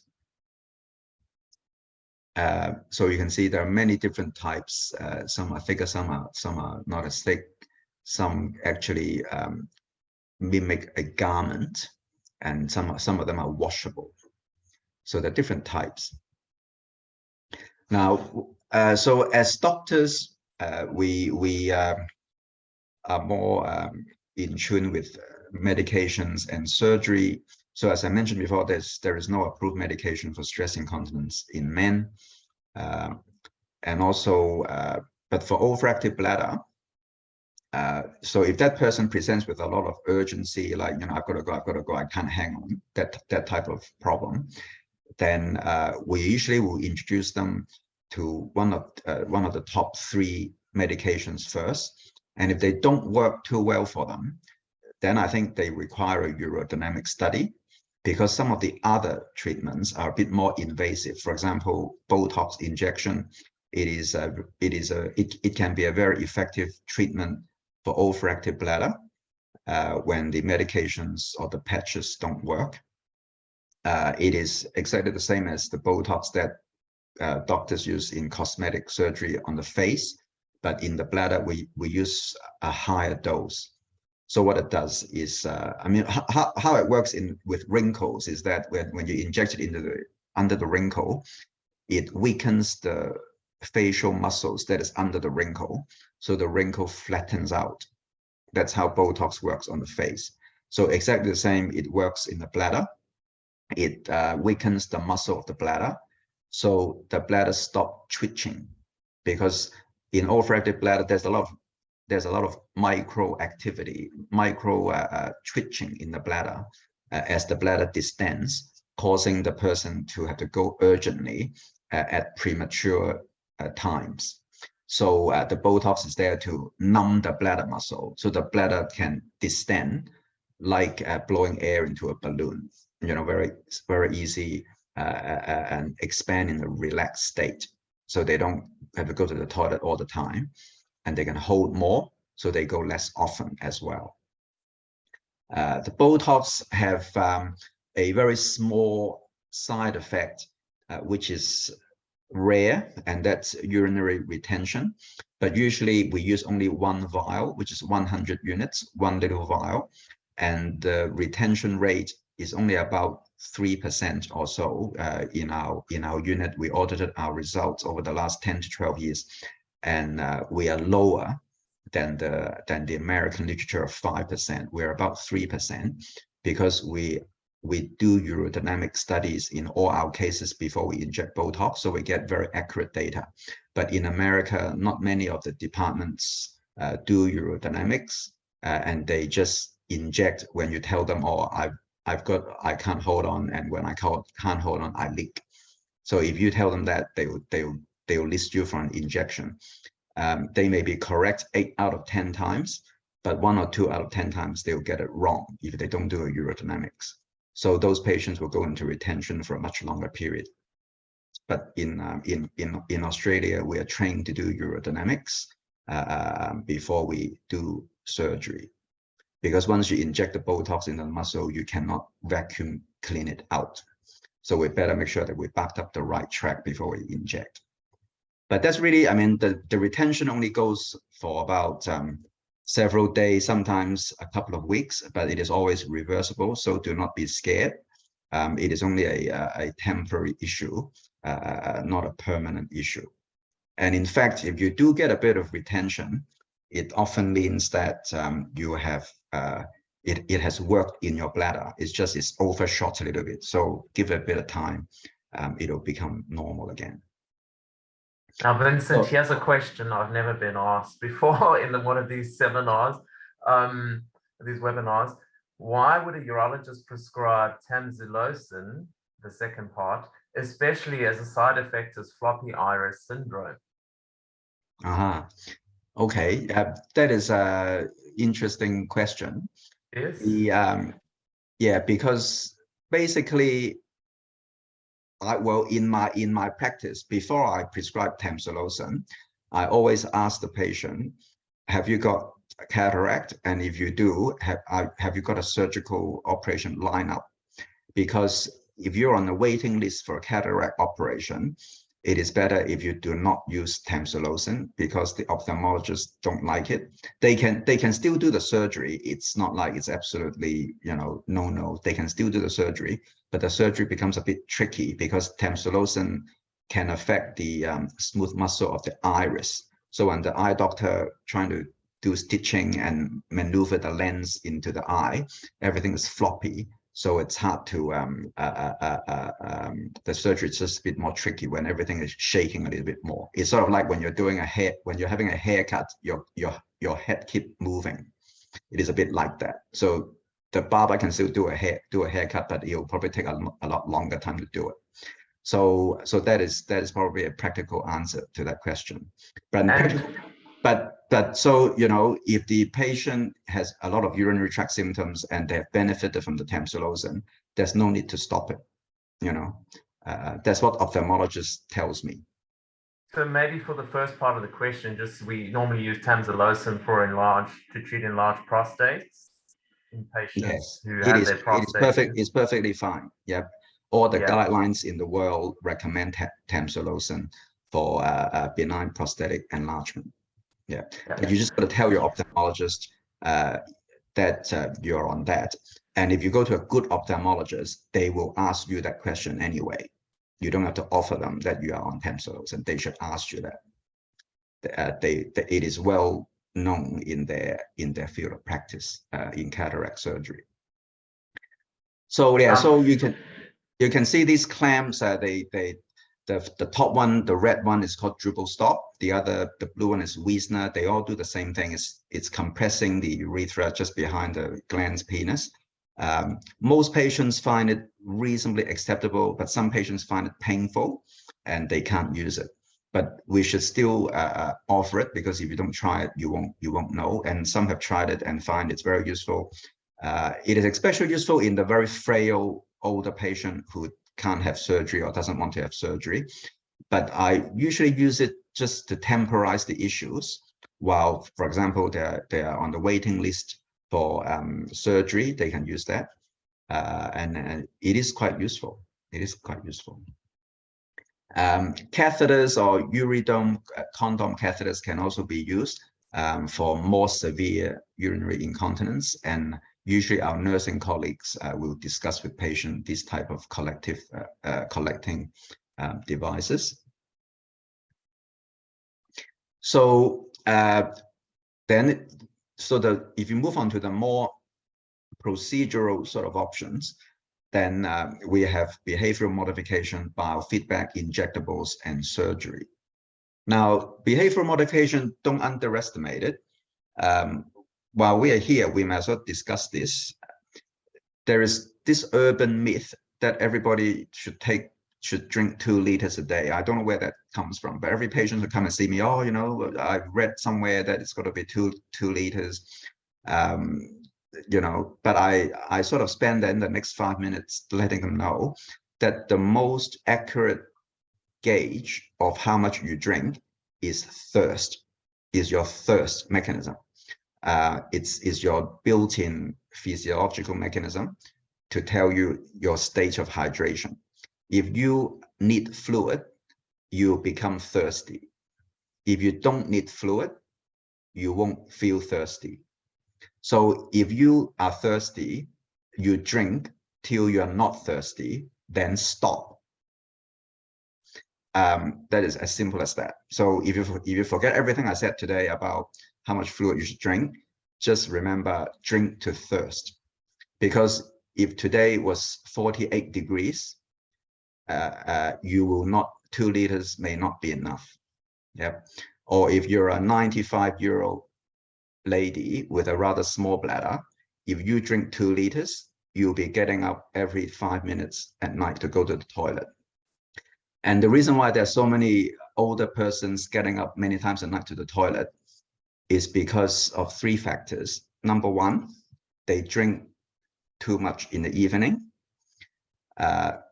so that what happens is when you are horizontal, which means lying on a bed, when you're horizontal, your kidney produces more urine per hour than when you are vertical.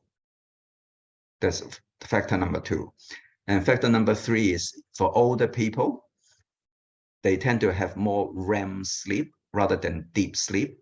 So that means when you are older, your sleep is more shallow, and the older you are, the more shallow you sleep.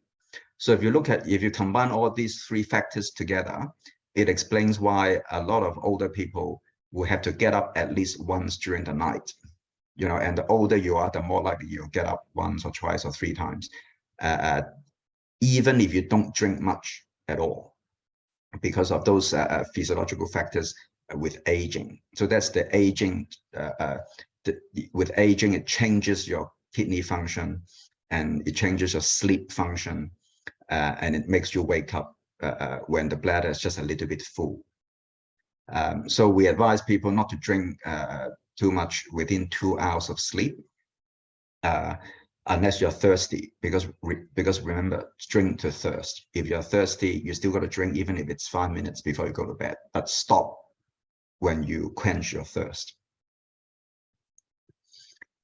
So, when you go and see the pelvic floor physiotherapist, they will have some of these gadgets, biofeedback, which is to test your muscle strength, pelvic floor muscle strength, and they can even pinpoint down to which particular muscle, left or right or middle, is weaker, and they have techniques to target that particular muscle to train it better. But that is in the realm of physiotherapy. I'm not trained in that.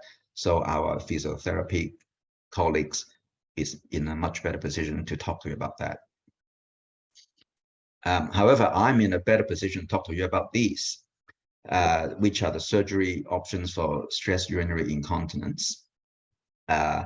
So we will use some of these options once we have excluded a bladder factor. If you think back, 20 minutes ago, I talked about overactive bladder and a poor elasticity of the bladder. We have to exclude those factors before we do these operations on the screen here, because this operation on the screen here treats the outlet, so it treats the sphincter. So it is, if you like, treats the loose washer in a tap. It is like replacing or augmenting your loose washer in your tap. But we have to stabilize the pump first before we can do this. So the most common types of surgeries available is sling and artificial urinary sphincter, pretty much worldwide.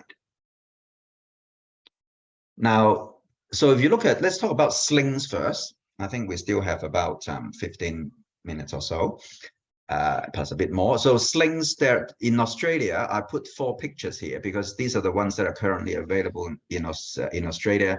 They can be classified as fixed slings, non-adjustable or adjustable. The advanced sling, which is the largest picture, the one in the middle with the largest picture, that is the advanced sling, and it is the most well-studied sling in the world in terms of research, the amount of research. And that is the one that most people use around the world because it has a lot of evidence behind it. And you can also see it is the one with least gadgetry as well. So when there's least gadgetry, less material, it tends to cause less infection and less erosion risk, because these are all foreign material. They are not your body tissue. And when you implant foreign material, you want the least amount that is required to do the job. Now, the virtual sling is the one on the top. It is a quadratic arm, 4-arm sling. And when I first saw it many years ago in the US meetings, I already dislike it because compared to the advanced sling, it has more material. And I don't like implanting too much material in patients. And having heard me saying that, then you understand why I don't do the other 2 down the bottom. They are the adjustable slings. Some of my colleagues do adjustable slings, but I have taken all these years to do fixed slings well. So I actually do them well, and I haven't find that in my armamentarium I need to do adjustable slings. If you want me to do one, I can do it, but I probably likely won't do it, and I'll refer you to some colleagues of mine who do adjustable slings. But I have a slight bias too, because being a tertiary referral urologist, I have removed many of these adjustable slings, so because they've had problems. So when you get sent all the complications of the adjustable sling, I have natural bias not to put one in. So, but they are available. You know, they do have a reasonable success rate, but the erosion rate and infection rates are much higher than the fixed slings. You can see with the atom sling, which are done in Australia, the atom sling, there's a port there which you can inflate and deflate. So if you come and see the doctor and you tell him, oh, you know, I'm still leaking a little bit, can you make it better? The answer is yes. You can put more fluid into the saline cushion in the middle by puncturing that port and deliver some more fluid and pump it up. But every time you puncture through the skin and deliver the fluid, you can inject germs from the skin into the device. And that's my theory of why the erosion rate of atoms can be as high as 20, 30, even 40% in some series. So that is not that appealing, in my opinion. So now, when do we consider sling and when do we consider an artificial valve? Well, for slings, when you come and see me, I always ask you to do 24-hour pad weight. You know, weigh your pads, and then the wet minus dry equals net urine loss every day. And if it's less than 300 or 400, then we can look at a sling. But if it's more than 400 on most days of the week, I would probably let you know that if you have a sling put in, you may not be entirely happy, because on some days of the week, you may still have to have significant incontinence. And in those cases, an artificial sphincter may be better. There is that gray zone, you know, that 400, 500 is a bit of a gray zone. And it depends on the patients, what they want. For example, I saw an 80-year-old gentleman a couple of 3 or 4 years ago now, with high volume incontinence. I remember he leaked about 600 to 700 grams a day on average, because he loved ballroom dancing. He's always ballroom dancing with his wife, practicing at home, going for competitions or with friends. And he said, "Doctor, I don't really want to have the artificial valve because my fingers are not that good. I don't think I can pump, you know, feel the pump. And I just want to reduce my incontinence in a more normal fashion, so I can keep ballroom dancing and leak less." So I granted him his wish, because I think that's a completely reasonable scenario to do a sling. So I reduced his incontinence from 600-700 grams to about 100 odd grams a day, and he continued ballroom dancing with using fewer pads. So there are some exceptions, as you can see, but by and large, we stick to the general principle of the 400 gram as a cutoff. So with the sling, it's been around for about 10 years, whereas the artificial valve is about 30 years. It's about 80 to 85% success in improved continence and improved quality of life, and you don't have to operate a pump. That's what I meant there by nothing to operate. And the device, of course, is a sling, so it's completely hidden inside the body. Once it's put in, we don't remove it, because it's like a lattice, and your tissue will grow onto the sling and forms like a ligament, sort of like a new Achilles tendon for the urethra. So that's, you can see in that diagram, that is where it sits. It just sits under the curve of the urethra in between your legs, behind the scrotum. And then there are two arms that go through pelvic area, the circular defect in the pelvic bone there, and out through the skin. So you just have 2 little skin incisions about 1 cm or less, and then a 2 to 3 cm incision just behind the scrotum. So very small incisions. Those are almost like keyhole surgery. And it works by when you pull the both arms, it lifts up the urethra where it's curved. The bulb of the urethra lifts it up and then compresses it. And that's how it works. It compresses the urethra. That's it reduces incontinence, and that's why the flow may also slow down a bit. So in patients where the sling work really well, they will experience a bit of a slower flow, but they say it's not a problem. They spend an extra 30 seconds to wee is a lot better than wearing 3 pads a day. So that's a sling. So the last few slides now will be on the artificial sphincter. The sling has only been around for about 10 or so years. And before that, everybody, if they want to be reasonably dry, they have to have the artificial urinary sphincter, which is the gold standard therapy still around the world. It can treat all types and all degrees of incontinence from 10 grams to 1,000 grams or higher. And the duration of the procedure is very similar to the sling, about an hour or so. If you have had radiotherapy, tissues get a bit more stuck, and it may add another 15 to 30 minutes to the procedure, but it's not that long at all. And if you look at the literature that's been written on this, 92% of patients would have the device placed again, so it is good patient satisfaction. 96% would recommend it to a friend, and the device is completely hidden in the body, so you cannot see it from the outside. So it is quite a discreet procedure. So how does it work? So you can see it is a 3-piece device. There is the most critical, of course, is the cuff that goes around the urethra. You can imagine it's a bit like the old-fashioned blood pressure sphygmomanometer.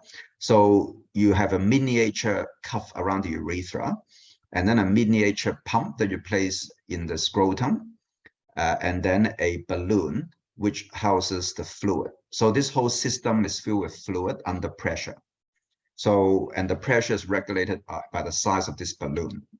So it's under pressure, and the cuff squeezes the urethra shut, so you hardly leak, unless you do an extremely hard sneeze or hard cough or swing a golf club really hard. Then you may leak a couple of drops. But otherwise, when you're just doing normal things, walking around, going up and down stairs, driving or whatever, or doing a bit of hiking, bushwalking, you shouldn't leak very much at all. So when you need to urinate, you squeeze the little pump here, which is about the size of the tip of my pinky. You know, it's about the size tip of my pinky, and you squeeze this. And when you squeeze this, you withdraw the fluid from the cuff towards the balloon. So then the cuff deflates, and urine will come out. And because you have upset the balance by shifting fluid into the balloon will try to shift fluid back to the cuff, and that reverse process takes about 2 to 3 minutes. So after about 2 to 3 minutes, which is plenty of time for you to urinate, the cuff will shut again. So you can see it's very, very clever device, because all you have to do is when you want to do a wee, you just squeeze the pump, and the rest is automatic. It'll close by itself. So it is a very ingenious device, and it's there's no battery that's required. It's all mechanical, no battery. You just squeeze it when you want to urinate, and it'll close after 2 or 3 minutes. So again, how long does it last? A lot of people ask me how long it lasts. Well, on average, at about 7 years after implantation, about 30 to 40% of men will require replacement. how do you know when you need to have a replacement? Usually you will start leaking.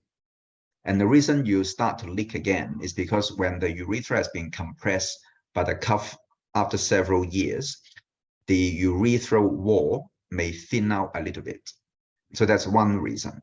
And when the urethral wall thins out a little bit, then there may be a slit in the urethral channel. And because urine is fluid, even at the tiniest crack, you will start leaking urine again. So that is the urethral thinning theory. The other cause of recurrent leakage after many years is because the cuff opens and closes, hundreds and thousands of times over the years. The material. See, if you bend your index finger like that, you can see there are some creases there. So if you open and close many hundreds of times, these creases will crack. Because it's not your own body tissue. So if you have a little bit of a crack in the cuff, then fluid will leak out and you lose pressure. So that's why you may leak urine again if you have. This ties in perfectly with a question, Vincent, that's come in 10 months ago. I had a sphincter placed. At the time, I was using 6 to 7 pull-ups a day, but in the months following the placement of the sphincter, this went down to 1 to 2 pads a day. But now I'm using 2 to 3 pull-ups a day, and my incontinence seems to be slowly worsening. Would Botox be an option, or is there something else going on? So how many years since? 10 months. How many? Sorry. 10 months. 10 months. Yeah. Yeah. So 10 months is quite a short time. So if you have increased incontinence again only after 10 months, it is very unlikely to be a mechanical failure of the cuff or the thinning, because the thinning takes years. So it is possible that you have a pump problem and not a pipe problem. So you might want to go back to your urologist and discuss that. You have to tell him or her why you're leaking, and they will hopefully work it out for you. If you haven't had a urodynamic study for a while, you may need a urodynamic study or repeat urodynamic study to see if there's anything. Maybe you have got overactive bladder or something.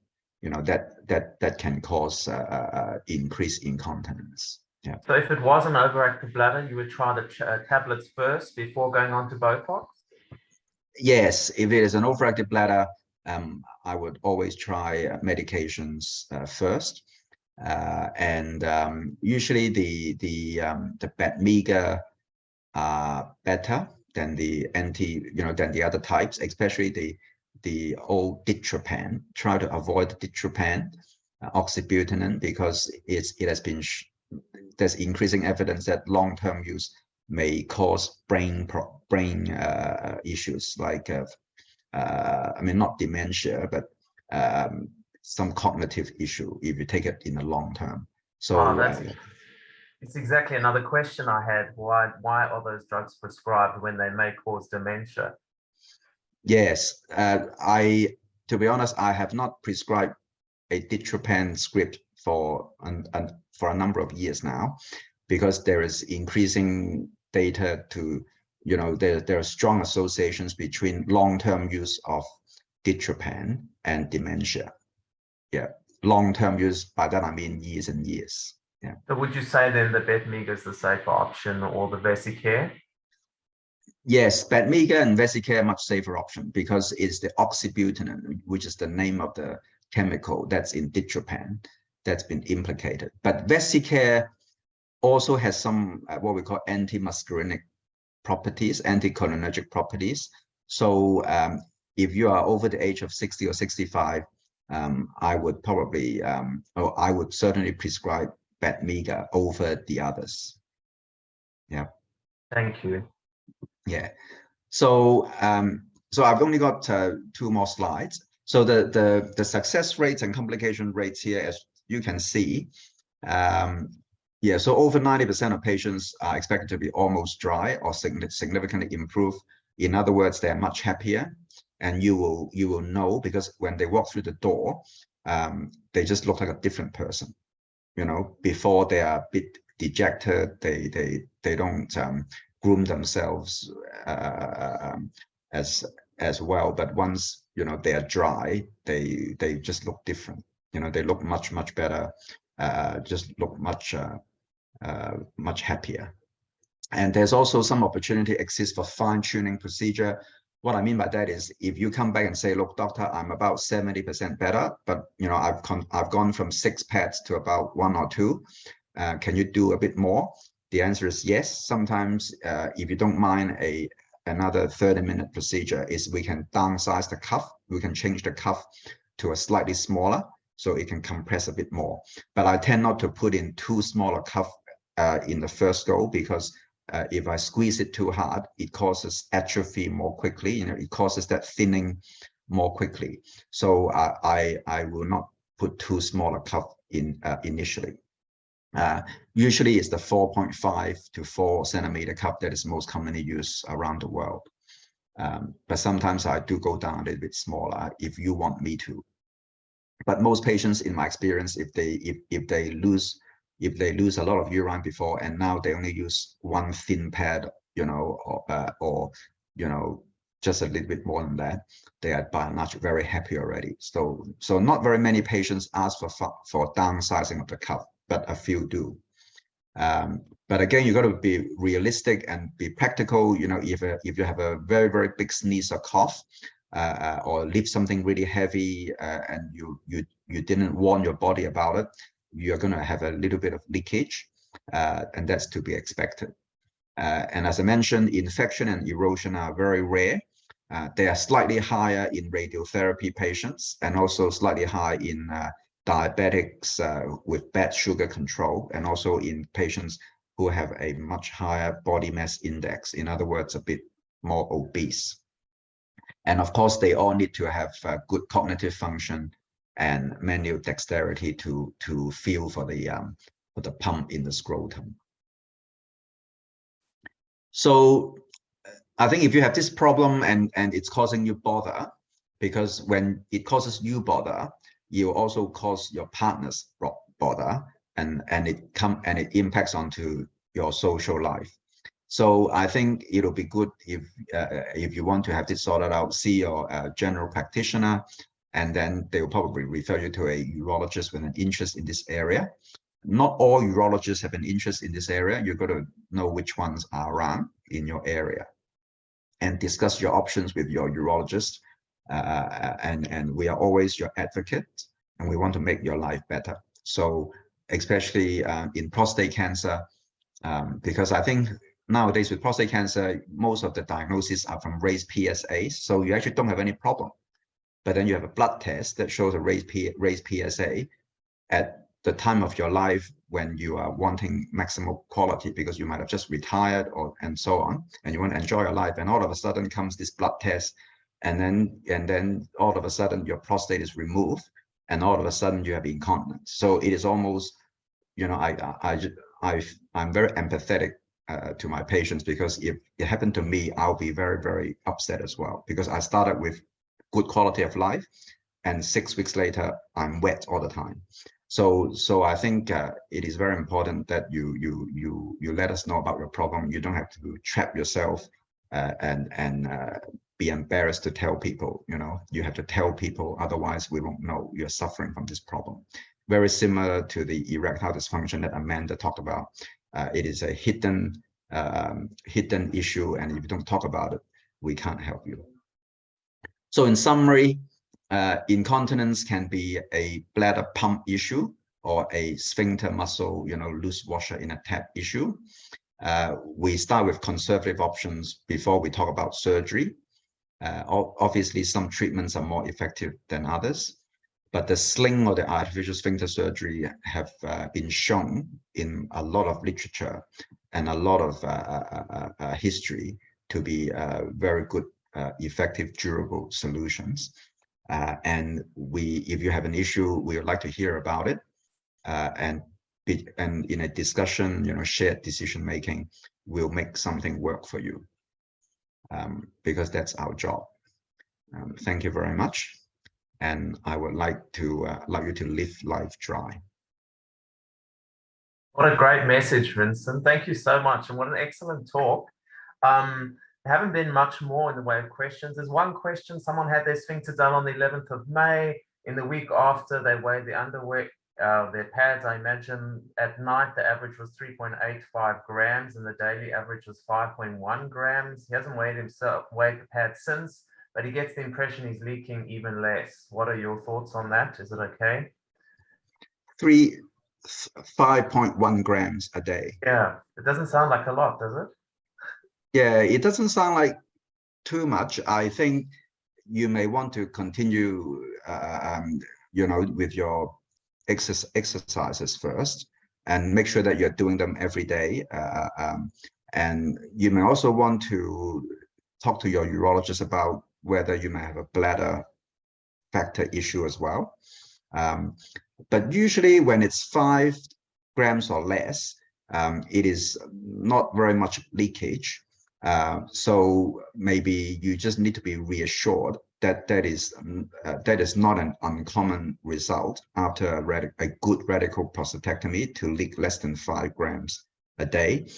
Because when you leak very little like this, the surgery may not be that suitable, because it's very hard to adjust that fine. Yeah. So in your situation, I would prefer to really use up exhaust all the conservative option. And when's the time duration between the surgery and now?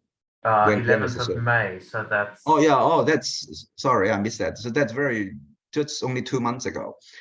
That is excellent result. 2 months after surgery, you're leaking 5 grams.